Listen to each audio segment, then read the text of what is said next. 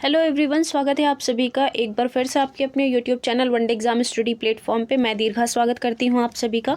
तो दोस्तों, हम लोग जो है यहाँ पर केवीएस पीआरटी के लिए प्रिपरेशन कर रहे हैं, जो कि हमारा एग्जाम जो है स्टार्ट होने वाला है फरवरी में। तो इसके लिए हम लोग यहाँ पर आज कुछ मोस्ट इंपॉर्टेंट जो कि एनसीईआरटी आधारित आपके प्रश्न होंगे, जो कि उम्मीद है कि आपके प्रश्न पत्र के अंदर जो है पूछे जाने की संभावना है। तो यहाँ पर देखिए, कल हमने आप लोगों को एक होमवर्क क्वेश्चन दिया था, जो कि आपसे पूछ रखा था कि मुख्यतः नदियाँ जो होती हैं, इन पर बांध क्यों बनाए जाते हैं। तो यहाँ पर विकल्प क्या दिए गए थे? सिंचाई के लिए, बिजली बनाने के लिए, या फिर जैव विविधता बढ़ाने के लिए। चौथा क्या है? पहला और दूसरा सही है। तो यहाँ पर देखिए, अगर हम लोग बात करते हैं सही आंसर की, तो ये हमारा फोर्थ वाला विकल्प बिल्कुल करेक्ट हो जाएगा। यानी कि जो आपकी नदियों वगैरह पे जो आपके डैम बनाए जाते हैं, वो आपके इसलिए बनाए जाते हैं क्योंकि उनसे जो है खेतों के लिए सिंचाई हो सके, साथ ही जो है इनसे बिजली भी उत्पन्न हो सके। तो ये दो कारण हैं सबसे बड़े नदियों पर बांध बनाने के लिए। तो आई होप आपको ये क्वेश्चन का आंसर मिल चुका होगा।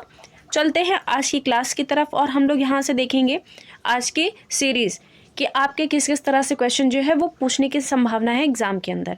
तो अगर हम लोग यहाँ पर बात करते हैं क्वेश्चन नंबर 1 की, तो देखिए क्या कह रहा है। निम्नलिखित में से क्या महाराष्ट्र गुजरात का पारंपरिक लोक कला रूप रंगोली है? विकल्प दिए गए हैं, मुग्गू होगी, चौक पूर्णा होगी, नाग गुम्फन होंगी, या फिर आपकी जामदानी होगी। सभी साथी आंसर करके बताएंगे कि इस प्रश्न का सही उत्तर क्या हो जाएगा। और आप सभी लोग क्लास में एंट्री करते ही क्लास को शेयर कर दिया करिए, ताकि आप सभी साथी जो है एक साथ क्लास में उपस्थित होकर के अपनी प्रिपरेशन को कंटिन्यू कर सके। आप लोगों की संख्या बहुत कम रहती है, तो इससे मुझे भी मोटिवेशन नहीं मिलता है। तो आप लोगों से एक छोटी सी रिक्वेस्ट है कि क्लास को लोगों तक शेयर कर दिया करिए, इसी के साथ में क्लास को लाइक भी कर दिया करिए। तो आइए अपने क्वेश्चन की तरफ आते हैं। यहाँ पर प्रश्न देखिए किसकी बात कर रहा है, महाराष्ट्र और गुजरात में रंगोली की। तो यहाँ पर जो पारंपरिक लोक कला रूप रंगोली है, इसका अगर हम लोग आंसर देखेंगे तो ये हमारा बन जाएगा नाग गुम्फन। क्या बनेगा? नाग गुम्फन। अगर हम लोग यहाँ पर बात करते हैं मुग्गू की, तो ये मुग्गू रंगोली जो है आपको कहाँ देखने को मिलेगी, यानी कि किस स्टेट में देखने को मिलेगी? तो ये आपको देखने को मिलेगी आंध्र प्रदेश में। कहाँ पर? आंध्र प्रदेश में। साथ में अगर आंध्र प्रदेश के अंदर आपको कुचिपुड़ी शास्त्रीय नृत्य देखने को मिलता है, और यहीं आंध्र प्रदेश में आपका एनसीईआरटी के अंदर बताया गया है कि यहाँ पर जो है मामिडी तांड्रा का प्रयोग बहुत ही ज़्यादा मात्रा में किया जाता है। बात करते हैं अगर हम लोग मामिडी तांड्रा की, तो आपका ये एक प्रकार का आम पापड़ होता है, जो कि हम लोगों की साधारण बोलचाल की भाषा में इसे कहा जाता है। तो इतनी बात ठीक है। इसी के साथ अगर हम लोग बात करते हैं यहाँ पर चौक पूर्णा की, तो ये चौक पूर्णा कहाँ की रंगोली है? तो ये है आपके उत्तर प्रदेश की। कहाँ की है? उत्तर प्रदेश, यानी कि यूपी की है। इसी के साथ अगर हम लोग बात करते हैं यहाँ पर जामदानी बुनाई की, तो जामदानी बुनाई कहाँ की है? तो ये है आपकी पश्चिम बंगाल से रिलेटेड। तो आई होप ये जितने भी चारों विकल्प हैं मैंने आपको अच्छे से क्लियर कर दिए हैं। आप सभी लोग इनको याद करते हुए चलिएगा, और हम लोग यहाँ पर डेली जो है चीज़ों को रिकॉल करते हुए भी चलेंगे, ताकि आपको चीज़ें जो है याद भी हो सकें। चलते हैं अगले प्रश्न की तरफ। प्रश्न संख्या 2 देखेंगे। क्वेश्चन नंबर 2 देखिए आपसे क्या कह रहा है कि निम्नलिखित में से सीएनजी में कौन सी गैस उपस्थित होती है? सीएनजी में कौन सी गैस उपस्थित होगी, आपको ये बताना है। प्रश्न संख्या में विकल्प कह रहा है कि गोबर और कोयला होगा, हाइड्रोजन और कोयला होगा, मीथेन और एथेन होगी, या फिर इनमें से कोई भी नहीं होगी। सभी साथी क्वेश्चन नंबर 2 का सही आंसर करेंगे कि आपकी जो सीएनजी है, अगर हम लोग इसके फुल फॉर्म की बात करते हैं, तो इसकी फुल फॉर्म हो जाएगी कंप्रेस्ड नेचुरल गैस। क्या हो जाएगी? कंप्रेस्ड नेचुरल गैस जो है, इसके अंदर कौन कौन सी 2 गैसेज इन्वॉल्व रहती हैं? जल्दी से आंसर करिए सभी लोग। तो अगर हम लोग इसके सही आंसर की बात करते हैं, तो ये क्या बनेगा? ये बन जाएगा हमारा तीसरा वाला, यानी कि मीथेन और एथेन जो है आपकी, ये सीएनजी में इन्वॉल्व रहती है। इसी के साथ अगर हम लोग बात करते हैं जो आपकी एलपीजी गैस होती है, यानी कि जो आपके घर वगैरह में यूज़ करी जाती है, इसके अंदर कौन कौन सा मिक्सचर होता है? तो इसके अंदर आपको प्रोपेन प्लस ब्यूटेन का मिक्सचर देखने को मिलता है। किसका? प्रोपेन प्लस ब्यूटेन का मिक्सचर जो है आपको देखने को मिलेगा। चलते हैं अगले प्रश्न की तरफ। प्रश्न संख्या 3 देखिए, यहाँ पर क्या कह रहा है कि रामगंगा नेशनल पार्क किस राज्य में स्थित है? हम लोगों ने पढ़ भी रखा है इसके बारे में। अब इसका नाम जो है वो परिवर्तित कर दिया गया है। पहले इसी नेशनल पार्क को किस नाम से जाना जाता था? आप सभी लोग कमेंट बॉक्स में कमेंट करके बताएंगे। और यहाँ पर यह भी बताना है कि रामगंगा जो नेशनल पार्क है, यह किस राज्य में स्थित है? उत्तर प्रदेश में स्थित है, उत्तराखंड में स्थित है, असम में स्थित है, या फिर ये गुजरात के अंदर स्थित है? आंसर करिएगा सभी लोग।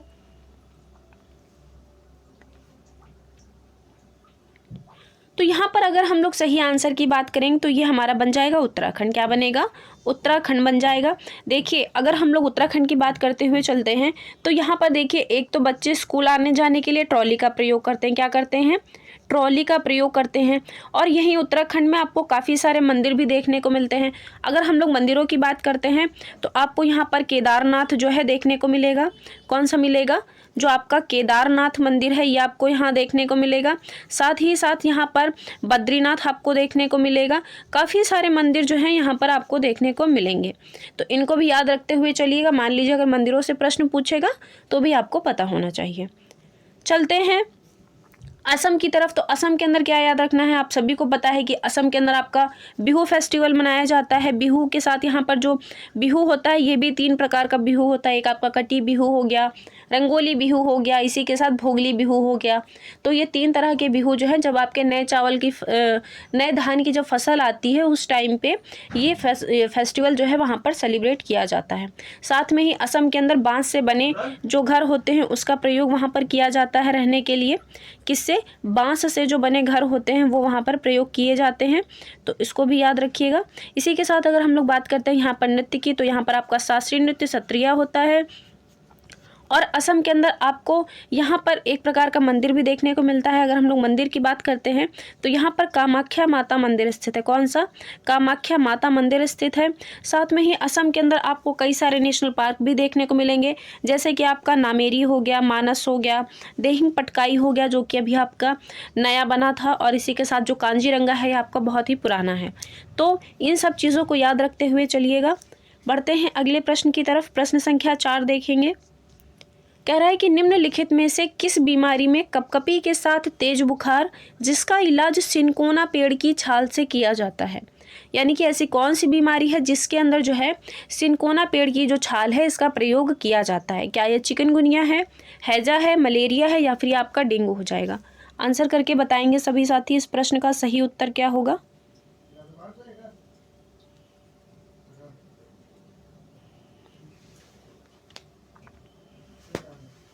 तो यहाँ पर अगर हम लोग सही आंसर की बात करते हैं तो ये हमारा क्या बनेगा? ये बन जाएगा मलेरिया। क्या बनेगा? मलेरिया हो जाएगा। और हम सभी लोगों को पता है कि एनसीईआरटी में आपका मलेरिया के बारे में बताया गया है कि जो आपका मलेरिया रोग है इसके अगर हम लोग इलाज की बात करते हैं तो ये सिनकोना पेड़ की छाल से इसकी दवाई तैयार की जाती है। साथ में ही जो आपके मलेरिया रोग की खोज थी वो किसके द्वारा की गई थी? तो ये रोनाल्ड रॉस के द्वारा की गई थी। किसके द्वारा की गई थी? रोनाल्ड रॉस के द्वारा की गई थी। और इन्होंने ही 1902 में नोबेल प्राइज़ भी जीता था। किसके लिए? क्योंकि इन्होंने मलेरिया रोग की खोज की थी मच्छरों के पेट में झांक करके। तो इतनी चीज़ें याद रखिएगा। बाकी आपका चिकनगुनिया हो गया, डेंगू हो गया, मलेरिया हो गया, ये सभी अगर हम लोग यहाँ पर वाहक की बात करेंगे इनके, तो इनका वाहक कौन है? तो इनका वाहक है आपका मच्छर। कौन है? मच्छर। तो इन सभी चीज़ों को याद रखते हुए चलिएगा। बढ़ते हैं अगले प्रश्न की तरफ। प्रश्न संख्या 5 देखेंगे यहाँ पर। ये आपका रिपीट हो चुका है। कह रहा है कि निम्नलिखित में से कहाँ के लोग अपने घरों को मिट्टी और गोबर से लीपते हैं तथा इन घरों की छतों को कटीली झाड़ियों से बनाते हैं? यह घर किस राज्य में होते हैं? यानी कि जो आपको ये इस तरह के घरों की विशेषता है ये कहाँ पर आपको देखने को मिलेगी? क्या ये उड़ीसा राज्य में देखने को मिलेगी, हिमाचल प्रदेश में देखने को मिलेगी, राजस्थान में देखने को मिलेगी, या फिर आपको असम राज्य के अंदर देखने को मिलेगी? तो यहाँ पर अगर हम लोग देखिए आंसर की बात करते हैं तो ऐसे घर हमें कहाँ देखने को मिलेंगे? तो इस प्रकार के घर जो है हमें राजस्थान में देखने को मिलेंगे। कहाँ पे? राजस्थान में कटीली झाड़ियों से निर्मित घर जो हैं ये राजस्थान के अंदर देखने को मिलेंगे। साथ में अगर बात आती है हिमाचल प्रदेश में आपको किस प्रकार के घर देखने को मिलेंगे?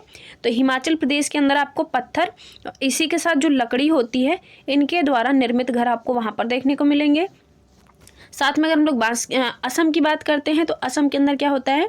बांस से बने घर यहाँ पर देखने को मिलते हैं। किसके? बांस के घर जो हैं वो असम में देखने को मिलते हैं, क्योंकि यहाँ पर बाढ़ वगैरह बहुत ज़्यादा आती है जिस वजह से लोग जो है बांस के खंभों पर अपना घर बनाते हैं ताकि वो लोग बाढ़ से सुरक्षित रह सकें। चलते हैं अगले प्रश्न की तरफ। प्रश्न संख्या 5 देखेंगे यहाँ पर क्या कह रहा है? कुचिकल जलप्रपात किस राज्य में है? किसकी बात कर रहा है? कुचिकल जलप्रपात की। कहाँ पर स्थित है? उत्तराखंड में है, उत्तर प्रदेश में है, कर्नाटक में है, या फिर आपका ये अरुणाचल प्रदेश में है? आंसर करिएगा सभी लोग और एक बार क्लास को शेयर भी कर देंगे ताकि सभी साथी जो है आप लोगों के साथ क्लास में जुड़ सकें। जल्दी से शेयर करिएगा एक बार क्लास को।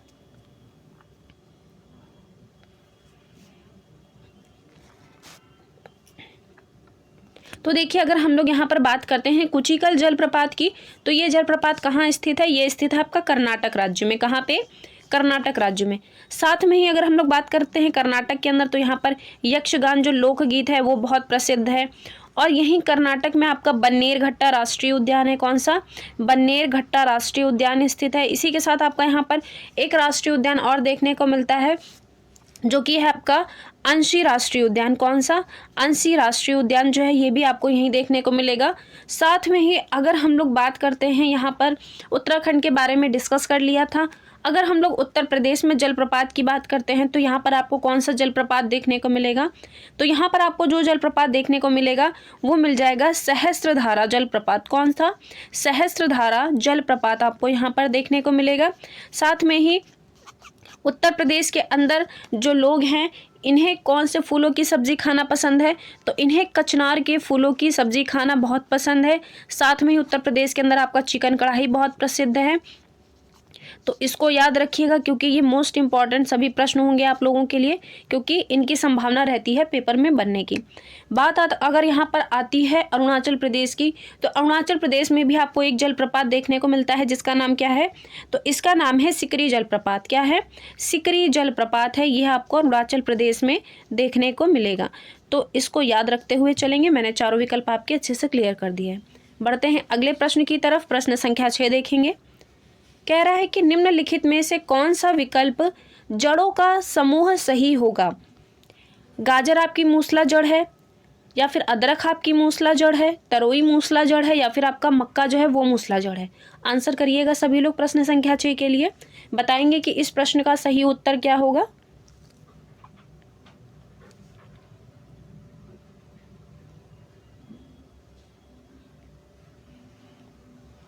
तो देखिए अगर हम लोग यहाँ पर सही आंसर की बात करते हैं, तो इसका सही आंसर बनेगा हमारा पहला वाला, यानी कि गाजर जो है आपकी ये मूसला जड़ का उदाहरण है। अब बात आती है यहाँ पर मूसला जड़ होती कैसे पहचानेंगे कि आपकी मूसला जड़ है?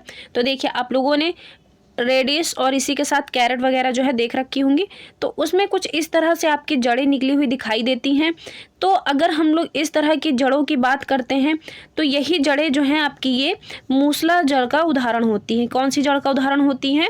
ये जड़ें जो होती हैं आपकी यही मूसला जड़ का उदाहरण कहलाती हैं। तो आपका गाजर हो गया, मूली हो गया, चुकंदर हो गया, शकरकंद हो गया, ये सभी मूसला जड़ का उदाहरण है। चलते हैं अगले प्रश्न की तरफ। प्रश्न संख्या 7 देखिए क्या कह रहा है। तोरांग किससे संबंधित है? यहाँ पर तोरांग किससे संबंधित है? जल से संबंधित है, जंगलों से संबंधित है, वायु से संबंधित है, या फिर आपका ये प्रदूषण से संबंधित है? आंसर करिएगा सभी लोग।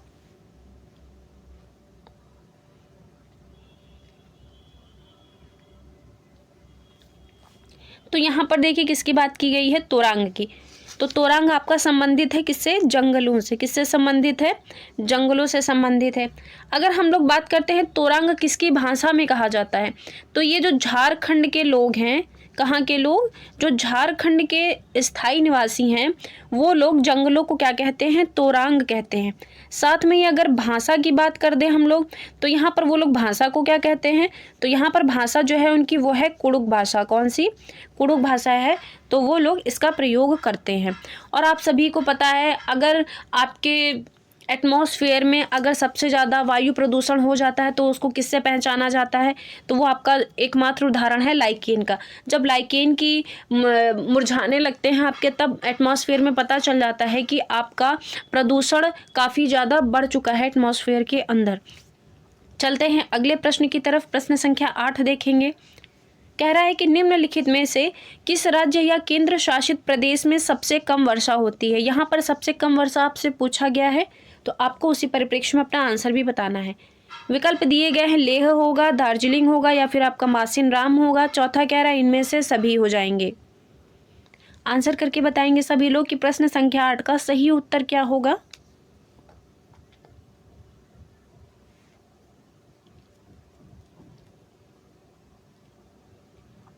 तो यहाँ पर हमारा जो सही आंसर बनेगा, सबसे कम वर्षा हमें देखने को कहाँ मिलेगी, तो ये मिल जाएगी हमें लेह में देखने को। कहाँ मिलेगी? लेह में देखने को, क्योंकि यहाँ पर जो है बर्फ़ वगैरह काफ़ी ज़्यादा पड़ती है, तो यहाँ पर संभावना ना के बराबर रहती है वर्षा होने की। अगर बात आती है सबसे ज़्यादा कहाँ होती है, तो सबसे ज़्यादा होती है आपके मासिन राम में। कहाँ होती है सबसे ज़्यादा? अगर वर्षा की बात करता है तो ये आपको देखने को मिलेगी मासिन राम के अंदर। और बात आती है मासिन राम आपका स्थित कहाँ पर है, तो ये स्थित है मेघालय राज्य के अंदर। कहाँ पर? मेघालय राज्य के अंदर ये आपका स्थित है, तो इसको भी याद रखिएगा। बढ़ते हैं अगले प्रश्न की तरफ। प्रश्न संख्या 9 देखिए क्या कह रहा है कि मुकुर्थी राष्ट्रीय उद्यान कहाँ स्थित है। विकल्प दिए गए हैं पश्चिम बंगाल में, उड़ीसा में, केरल में या फिर तमिलनाडु में। आंसर करिएगा सभी लोग, और सेशन को भी शेयर कर देंगे। आप लोग सेशन को शेयर करने में कंजूसी करते हैं और क्लास को लाइक करने में भी कंजूसी करते हैं। अगर हम आप लोगों के लिए इतनी मेहनत कर रहे हैं तो आप लोगों की भी रिस्पॉन्सिबिलिटी बनती है कि आप लोग ज़्यादा से ज़्यादा लोग जो है लाइव आकर के जुड़िए। तो यहाँ पर देखिए, अगर हम लोग बात करते हैं मुकुर्थी राष्ट्रीय उद्यान की, तो ये किस राज्य में स्थित है? ये स्थित है आपका तमिलनाडु के अंदर। कहाँ पे स्थित है? तमिलनाडु के अंदर। देखिए, अगर हम लोग तमिलनाडु को डिस्कस करते हुए चलते हैं तो यहाँ पर बहुत सारे प्रश्न जो है आपके तमिलनाडु से बन जाते हैं। पहली अगर हम लोग बात करते हैं तमिलनाडु की, तो तमिलनाडु के अंदर फेस्टिवल कौन सा मनाया जाता है? तो आप सभी लोगों को पता है कि यहाँ पर कौन सा फेस्टिवल सेलिब्रेट होता है, तो ये होता है आपका पोंगल फेस्टिवल। और अगर हम लोग बात करते हैं यहाँ पर पोंगल के साथ पुथांडू, एक आप लोगों ने सुना भी होगा, ये जो पुथांडू फेस्टिवल है ये भी आपका यहीं देखने को मिलेगा। साथ में ही यहाँ पर आपका एक प्रकार का मेला भी मनाया जाता है, जो कि आपका जो सांड वगैरह होते हैं इन पे बैठ करके लड़ाई लड़ी जाती है। उसका नाम क्या है? तो इसका नाम है जल्लीकट्टू। क्या नाम है इसका? जल्लीकट्टू इसका नाम है, तो इसको याद रखते हुए चलिएगा। साथ में ही अगर हम लोग यहाँ पर बात करते हैं, एक आपको मंदिर भी यहाँ देखने को मिलेगा जो कि बहुत ही प्रसिद्ध मंदिर है। तो ये मंदिर है आपका मीनाक्षी मंदिर। कौन सा?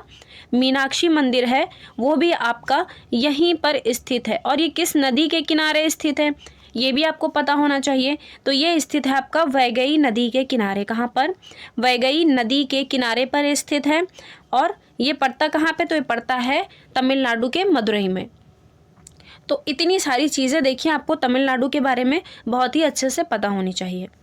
अगर हम लोग यहाँ पर बात करते हैं उड़ीसा के बारे में, तो उड़ीसा के अंदर भी आपको काफ़ी सारे मंदिर देखने को मिलते हैं। तो अगर हम लोग यहाँ पर मंदिरों की बात करते हैं, नेक्स्ट पेज पे चल के आप लोगों को बता देते हैं ताकि एक बार जो है आप लोगों को रिवाइज हो सके। तो यहाँ पर देखिए, अगर हम लोग उड़ीसा के बारे में बात करेंगे तो उड़ीसा के अंदर कौन कौन से देखने को मिलते हैं, तो एक तो हो गया आपका लिंगराज मंदिर। कौन सा? लिंगराज मंदिर हो गया। सेकंड की अगर हम लोग बात करते हैं तो यहाँ पर आपका सूर्य मंदिर हो गया। कौन सा? सूर्य मंदिर हो गया, जिसे एक और किस नाम से जाना जाता है, तो इसे कोणार्क भी कहा जाता है। क्या कहा जाता है? कोणार्क सूर्य मंदिर। देखिए आपका जो ये कोणार्क सूर्य मंदिर है ये किस नोट पर छपा हुआ है, तो यह भी आपको याद रखना बहुत ज़रूरी है। तो ये आपका जो कोणार्क मंदिर है ये 10 रुपये के नोट पर छपा हुआ है। किस पे? 10 रुपये के नोट पर ये आपको देखने को मिलेगा, तो इसको भी याद रखिएगा। साथ में ही आपका यहाँ पर जो है जगन्नाथ मंदिर भी है। कौन सा मंदिर है? जगन्नाथ मंदिर भी आपको यहीं उड़ीसा में देखने को मिलेगा। और यहीं पर आपकी चिल्का लेक भी स्थित है। कौन सी? चिल्का लेक आपको यहीं पर देखने को मिलेगी। उड़ीसा में आपकी काफ़ी सारी चीज़ें अगर बताया जाएगा तो बहुत सारी चीज़ें यहाँ पर निकल कर के आएंगी। अगर हम लोग बात करते हैं केरल की, तो यहाँ पर हम लोग केरल के बारे में भी थोड़ा सा डिस्कस कर लेते हैं, जो कि आपका विकल्प में दिया भी गया था। तो केरल के अंदर देखिए आपको यहाँ पर एक तो पद्मनाभ स्वामी देखने को मिलेगा मंदिर। कौन सा? पद्मनाभ जो आपका स्वामी मंदिर है ये आपको यहीं पर देखने को मिलेगा, पद्मनाभ स्वामी मंदिर। और यहाँ पर कौन सा मंदिर देखने को मिलेगा, तो यहाँ पर आपको काफ़ी सारे मंदिर देखने को मिलेंगे क्योंकि सेम टाइम तो नहीं याद आते हैं। अगर हम लोग यहाँ पर नेशनल पार्क की बात करते हैं तो यहाँ पर आपको पेरियार नेशनल पार्क देखने को मिलेगा। कौन सा? पेरियार नेशनल पार्क आपको यहाँ पर देखने को मिलेगा। साथ में ही केरल के अंदर आपको एक साइलेंट वैली भी देखने को मिलेगी, जिसे क्या कहा जाता है? शांत घाटी कहा जाता है। क्या कहा जाता है? शांत घाटी कहा जाता है। और यहीं पर सबसे ज़्यादा जो है आपको जैव विविधता भी देखने को मिलेगी यहीं केरल की शांत घाटी के अंदर। और अगर हम लोग बात करते हैं यहाँ पर केरल में बांध कौन सा स्थित है, तो यहाँ पर आपको जो बांध देखने को मिलेगा वो इडुक्की बांध देखने को मिलेगा। कौन सा? इडुक्की बांध आपको यहाँ पर देखने को मिलेगा। तो देखिए ये इतनी सारी चीज़ें हैं, तो इसको याद रखिएगा क्योंकि ये बहुत ही ज़रूरी चीज़ें हैं, क्योंकि पूछी जाती हैं। चलते हैं अगले प्रश्न की तरफ। प्रश्न संख्या 10 देखेंगे। कह रहा है कि किस राज्य के लोग अधिकतर सरसों के तेल में पकी हुई समुद्री मछली खाना पसंद करते हैं? विकल्प दिया गया है गोवा, केरल, पुदुचेरी या फिर कश्मीर।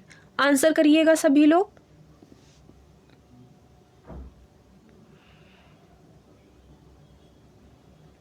तो यहाँ पर जो आपका सही आंसर बनेगा वो बन जाएगा कश्मीर। देखिए अगर सरसों के तेल में पूछता है तो आप लोग यहाँ पर कश्मीर को टिक करिएगा। अगर नारियल के तेल में पूछता है, किसमें? नारियल के तेल में अगर आपसे पूछेगा तो आप लोग टिक करिएगा गोवा को। चलते हैं अगले प्रश्न की तरफ। प्रश्न संख्या 11 देखेंगे। कह रहा है कि नीचे दिए गए किन जीवों के समूह में मनुष्य की तुलना में 4 गुना अधिक दूरी की वस्तुओं को देखने में सक्षम है? विकल्प क्या दिए गए हैं? चमगादड़ होगा, तितली होगा, मधुमक्खी होगा, या फिर बाज, चील और गिद्ध होगा, गिद्ध, मधुमक्खी, गौरैया होगा, या फिर आपका बाज, गिद्ध और तितली होगा। आंसर करिएगा सभी लोग, जल्दी से आंसर करेंगे। सभी साथियों का आंसर आना चाहिए।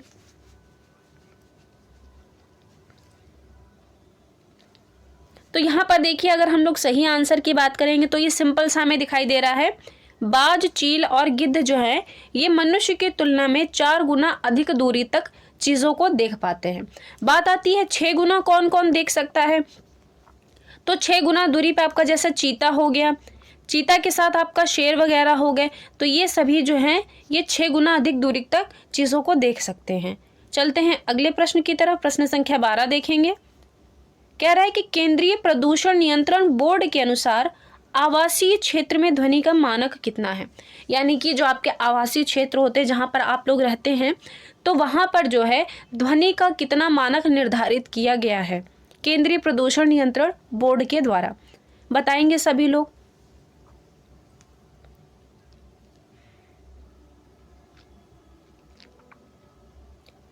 तो देखिए अगर हम लोग यहाँ पर आवासीय क्षेत्र की बात करेंगे तो आंसर क्या बनेगा? ये हमारा पहला वाला बिल्कुल करेक्ट हो जाएगा।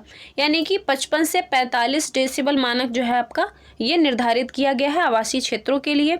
साथ में अगर हम लोग बात करते हैं 70 से 75 डेसिबल तक कहाँ निर्धारित किया गया है? तो ये आपका औद्योगिक क्षेत्रों में निर्धारित किया गया है। कहाँ पर?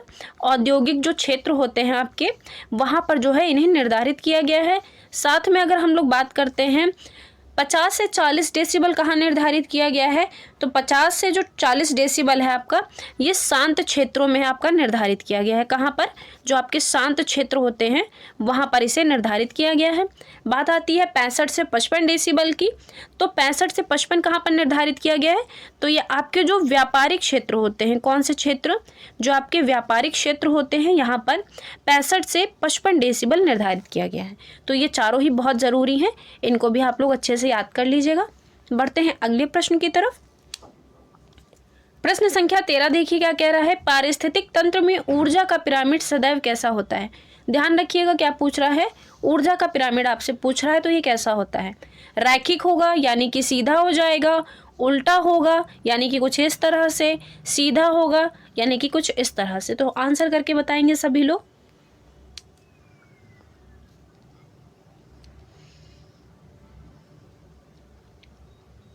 तो यहाँ पर जो हमारा सही आंसर बनेगा, जो आपका ऊर्जा का पिरामिड होता है यह आपका सदैव सीधा बनता है। क्या बनता है? सदैव सीधा बनता है। अगर हम लोग बात करते हैं उल्टा कहाँ पर बनता है, तो ये आपका जो जीव भार का पिरामिड है, किसका? जो आपका जीव भार का पिरामिड है ये उल्टा बनता है। किसका? जीव भार पिरामिड जो है आपका ये उल्टा बनता है, इसको याद रखिएगा। चलते हैं अगले प्रश्न की तरफ। प्रश्न संख्या 14 देखिए क्या कह रहा है। इनमें से किसमें सुक्रोज शर्करा पाई जाती है?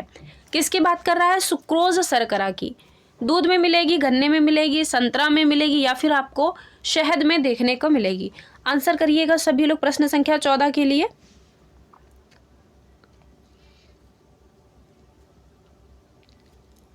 तो देखिए अगर हम लोग यहाँ पर बात करते हैं सुक्रोज शर्करा की, तो इसका जो सही आंसर बनेगा वो तो हमारा गन्ना हो जाएगा।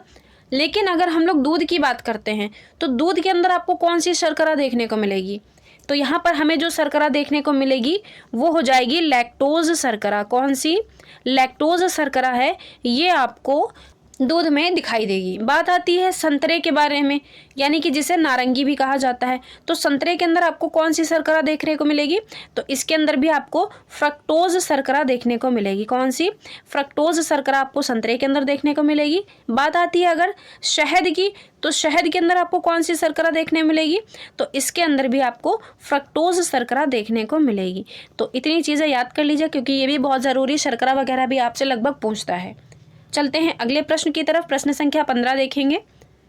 कह रहा है कि पेट में मौजूद एसिड क्या करता है, यानी कि जो आपके पेट में एसिड वगैरह होते हैं ये क्या करते हैं? स्टार्च को शर्करा में बदलता है, यानी कि पचाता है उसे, या फिर नेक्स्ट कह रहा है भोजन के साथ प्रवेश करने वाले हानिकारक बैक्टीरिया को मारता है, माध्यम को क्षारीय बना देता है, या फिर पेट के स्तर को हानिकारक पदार्थों से बचाता है। आंसर करेंगे सभी लोग, प्रश्न को ध्यान से पढ़ेंगे फिर आंसर करेंगे।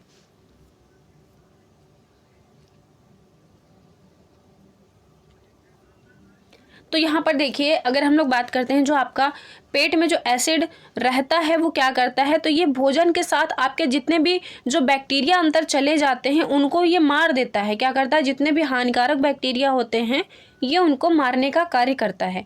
तो यहाँ पर अगर हम लोग सही आंसर की बात करेंगे तो ये हमारा दूसरा वाला विकल्प बिल्कुल करेक्ट होगा। बढ़ते हैं अगले प्रश्न की तरफ। क्वेश्चन नंबर 16 देखिए क्या कह रहा है। निम्नलिखित में से कोयला किस चट्टान में पाया जाता है?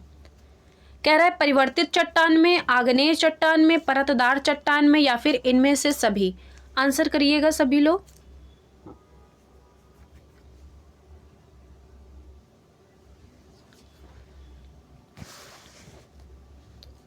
तो यहाँ पर देखिए बात किसकी की जा रही है? कोयले की। और किस चट्टान में पाया जाता है? तो देखिए अगर हम लोग बात करते हैं कोयले की, तो सबसे अच्छे क्वालिटी का कोयला आपका कौन सा होता है? इसको आंसर करिएगा सभी लोग। तब तक हम लोग आगे चलते हैं, यहाँ पर आंसर देखते हैं कि आपका जो कोयला है वो किस चट्टान में पाया जाता है। तो ये पाया जाता है आपका परतदार चट्टान में। कहाँ पे? परतदार चट्टान में, यानी कि जिसे हम लोग कहते हैं सेडिमेंट्री रॉक्स का, क्या कहते हैं? सेडिमेंट्री रॉक्स कहते हैं। और ये जो है आपका, ये गोंडवाना चट्टान का उदाहरण है। किसका? गोंडवाना चट्टान जो है इसका उदाहरण है। साथ में ही यही गोंडवाना के अंदर आपको जो है बिटुमिनस कोयला देखने को मिलता है। और सबसे अच्छे क्वालिटी का कोयला आप लोग जल्दी से आंसर कर देंगे। तब तक चलते हैं अगले प्रश्न की तरफ। प्रश्न संख्या 17 देखेंगे। कह रहा है कि पौधे के लिए सबसे अच्छी मिट्टी कौन सी होती है? विकल्प दिए गए हैं काली मिट्टी, चिकनी मिट्टी, लैटेराइट मिट्टी, या फिर आपकी बलुई मिट्टी। आंसर करिएगा सभी लोग कि पौधे के लिए सबसे अच्छी मिट्टी कौन सी होती है।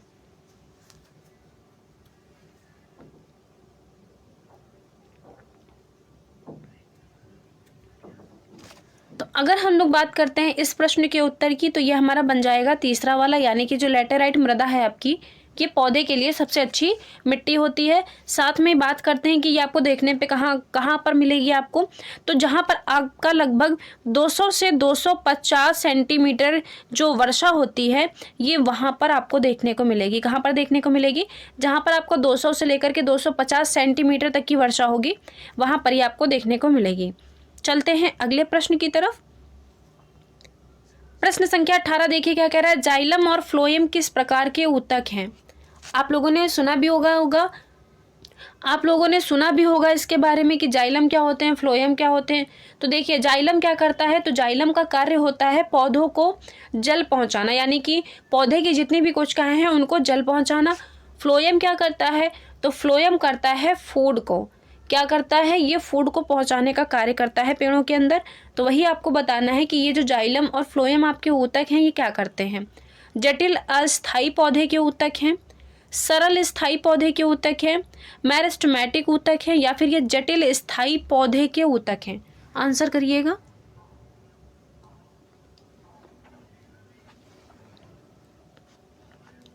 तो यहाँ पर देखिए अगर हम लोग सही आंसर की बात करते हैं तो जाइलम और फ्लोएम आपके जटिल स्थायी पौधे के ऊतक कहलाते हैं। क्या कहलाते हैं? जटिल स्थायी पौधे के ऊतक कहलाते हैं। चलते हैं नेक्स्ट प्रश्न की तरफ। प्रश्न संख्या 19 देखिए क्या कह रहा है। नमामि गंगे परियोजना की शुरुआत कब हुई थी? विकल्प दिए गए हैं 2010 में, 2012 में, 2014 में, या फिर 2015 में। जल्दी से आंसर करिएगा सभी लोग कि आपकी जो नमामि गंगे परियोजना थी ये कब आई थी।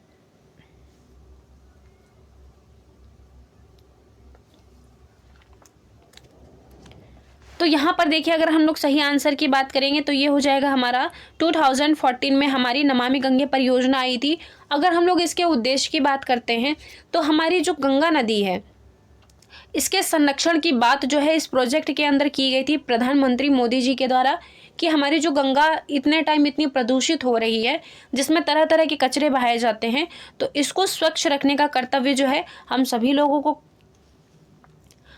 लोगों को दिया गया था, जिसके अंदर आपकी ये परियोजना जो है 2014 में चलाई गई थी कि आपकी जो गंगा नदी है इसको स्वच्छ रखना बहुत ज़रूरी है। चलते हैं अगले प्रश्न की तरफ। प्रश्न संख्या 20 देखेंगे। कह रहा है कि राष्ट्रीय प्रवाल भित्ति अनुसंधान केंद्र कहाँ स्थित है। विकल्प दे रहा है अंडमान निकोबार, बंगाल की खाड़ी, लक्षद्वीप या फिर उत्तर प्रदेश। आंसर करके बताएंगे कि आपका जो राष्ट्रीय प्रवाल भित्ति अनुसंधान केंद्र है यह कहाँ स्थित है।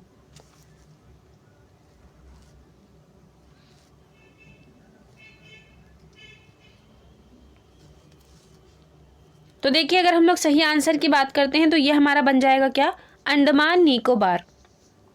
क्या बनेगा, अंडमान निकोबार। अब हम लोग थोड़ा सा अंडमान निकोबार के बारे में भी देख लेते हैं कि इसके बारे में हमें कौन कौन से इंपॉर्टेंट फैक्ट्स याद रखने हैं। एक तो यहाँ पर आपको क्या याद रखना होगा कि अंडमान निकोबार द्वीप समूह जो है इसकी राजधानी क्या है। तो अगर हम लोग बात करते हैं यहाँ पर इसकी राजधानी की, तो इसकी राजधानी है आपकी पोर्ट ब्लेयर। क्या है, पोर्ट ब्लेयर है इसकी राजधानी। साथ में ही आपको यहाँ पर 2 ज्वालामुखी देखने को मिलते हैं। वो कौन कौन से हैं, एक तो हो गया आपका बैरन। कौन सा हो गया, बैरन, जो कि सक्रिय ज्वालामुखी का उदाहरण है। कौन सा, सक्रिय ज्वालामुखी का उदाहरण है। दूसरे की अगर हम लोग बात करते हैं तो दूसरा हो गया आपका नारकुंडम। कौन सा, नारकुंडम ज्वालामुखी हो गया। और हम लोग यहाँ पर क्या देखेंगे, तो ये जो आपकी प्रवाल भित्तियाँ होती हैं ये आपकी पाई कहाँ जाती हैं, तो ये भी आपको पता होना चाहिए। तो आपकी जो ये प्रवाल भित्तियाँ हैं ये आपको कहाँ देखने को मिलेंगी, एक तो ये आपको सागर में देखने को मिलेंगी, दूसरी आपको महासागर में देखने को मिलेंगी। महासागर के साथ और कहाँ देखने को मिलेंगी, तो ये आपको समुद्र वगैरह में भी देखने को मिलेंगी। तो इनको भी याद रखिएगा क्योंकि प्रवाल भित्तियाँ भी ज़रूरी है। मान लीजिए अगर प्रश्न आता है तो आपको इनके बारे में पता होना चाहिए। और यहीं पर अगर हम लोग बात करते हैं आपका अंडमान निकोबार द्वीप समूह में आपको किस प्रकार के वन दिखाई देते हैं, तो यहाँ पर आपको जिस प्रकार के वन दिखाई देंगे वो हो जाएंगे आपके ट्रॉपिकल एवरग्रीन फॉरेस्ट। जो वन होते हैं वो आपको यहीं दिखाई देंगे। कौन से, ट्रॉपिकल जो एवरग्रीन होते हैं वो आपको यहीं पर दिखाई देंगे। तो इनको भी याद रखिएगा, हो सकता है प्रश्न पूछे। अगर हम लोग यहाँ पर बात करते हैं लक्षद्वीप के बारे में, तो लक्षद्वीप की एक तो हम लोग फसल याद रखते हैं कि यहाँ की प्रमुख फसल कौन सी है। तो यहाँ की जो प्रमुख फसल है वो है आपकी नारियल। कौन सी हो गई, नारियल यहाँ की प्रमुख फसल हो गई। और यही लक्षद्वीप जो है ये सबसे छोटा संघ शासित प्रदेश है। क्या है, सबसे छोटा संघ शासित प्रदेश है। क्या याद रखेंगे, संघ शासित आपका ये प्रदेश है। तो इसको भी याद रखते हुए चलिएगा क्योंकि ये भी बहुत ज़रूरी है, हमें पता होना चाहिए। और हम लोग बात करते हैं यहाँ पर उत्तर प्रदेश के बारे में। तो उत्तर प्रदेश के बारे में भी कई चीज़ें आपसे पूछता है। एक तो यहाँ पर चिकन कढ़ाई हो गई, बहुत फेमस। कौन सी कढ़ाई, चिकन कढ़ाई हो गई। दूसरी क्या चीज़ याद रखनी है कि यहीं उत्तर प्रदेश के लोगों को कचनार के फूलों की सब्ज़ी खाना पसंद है, जो कि हमने आगे भी डिस्कस किया। दोबारा से फिर आपको रिकॉल करा देते हैं, कचनार के फूलों की सब्ज़ी खाना पसंद है। तीसरी क्या चीज़ हम लोग यहाँ पर याद रखेंगे कि यहाँ पर आपको टाइगर रिजर्व देखने को मिलता है, जो कि आपका देश का 53वां टाइगर रिजर्व है। और भारत का ये यानी कि आपका उत्तर प्रदेश का ये 4था टाइगर रिजर्व है, जिसका नाम क्या है, रानीपुर, जो कि अभी रिसेंटली में ही बना था आपका रानीपुर टाइगर रिजर्व। कौन सा, रानीपुर टाइगर रिजर्व जो है आपका ये यूपी का 4था है टाइगर रिजर्व। इसी के साथ यहीं पर आपको लोकगीत वगैरह देखने को मिलते हैं, जैसे कि आपका कजरी हो गया। कजरी के साथ आपका यहाँ पर जो है सोहर हो गया। सोहर के साथ और कौन सा देखने को मिलेगा, तो यहाँ पर आपको बिरहा भी देखने को मिलेगा। बिरहा के साथ आपको यहाँ पर जो है कई सारे देखने को मिलेंगे। और यहाँ पर अगर हम लोग झीलों की बात करते हैं तो एक तो आपको सीताकुंड देखने को मिल जाएगी, कौन सी, सीताकुंड आपको देखने को मिल जाएगी। साथ में ही यहाँ पर आपको बाखीरा झील देखने को मिलेगी, आप लोगों ने नाम भी सुना होगा बाखीरा झील का, तो ये झील भी आपको उत्तर प्रदेश में देखने को मिलेगी। साथ ही यहाँ पर आपको गोखुर झील भी देखने को मिलेगी, कौन सी, जो आपकी गोखुर झील है, तो ये भी आपको यहीं देखने को मिलेगी, गोखुर झील आपको देखने को मिलेगी। साथ में ही यहाँ पर आपका जो है करेला झील भी देखने को मिलेगी। तो इन सब चीज़ों को आप लोग याद रखिएगा, बहुत सारी चीज़ें हैं उत्तर प्रदेश के बारे में, अगर डिस्कस किया जाएगा तो पूरा दिन लग जाएगा। तो इतनी सारी चीज़ें जो हैं आप लोग इनको याद रखिएगा, क्योंकि इनसे प्रश्न बहुत पूछे जाते हैं। चलते हैं अगले प्रश्न की तरफ। प्रश्न संख्या 21 देखिए क्या कह रहा है कि 10% का नियम किसने दिया था। और ये जो क्वेश्चन है आपका, ये होमवर्क क्वेश्चन होगा। विकल्प दिए गए हैं, एजी टांसले होगा, डार्विन होगा, लिंडमैन होगा या फिर लेमार्क होगा। तो इस प्रश्न का उत्तर आप सभी लोग कमेंट बॉक्स में कमेंट करके बताइएगा। और जो आपका कल का क्वेश्चन था जो कि हमने आगे डिस्कस किया है, उसके काफ़ी सारे लोगों ने यहाँ पर उत्तर दिए हैं, तो आप लोग देख सकते हैं। यहाँ पर एक तो कोलगढ़ ने दिया है, उसके बाद यहाँ पर गुड़िया जोशी ने दिया है, फिर यहाँ पर सपना है और आपकी प्रतिमा यादव है, उसके बाद जिया राणा है, और यहाँ पर काफ़ी सारे लोगों ने दिया है सविता प्रजापति हैं। उसके बाद यहाँ पर आपको देखने को मिल जाएंगे, काफ़ी सारे लोगों ने कमेंट किया है, तो आप लोग इन सबको देखते हुए चलेंगे। काफ़ी सारे साथियों ने यहाँ पर आंसर भी दिया है, जो कि बिल्कुल करेक्ट आंसर दिया है। तो उम्मीद करते हैं आज की ये जो क्लास है आप लोगों को ज़रूर पसंद आई होगी, और आज के क्वेश्चन का भी आंसर आप सभी लोग कमेंट बॉक्स में दीजिएगा। तो चलिए आज की क्लास को हम सभी लोग यहीं पे वाइंड अप करते हैं। कमेंट बॉक्स में कमेंट करके ज़रूर बताइएगा, हमें वेट रहेगा। तो आज की क्लास को हम लोग यहीं पे वाइंड अप करते हैं। धन्यवाद।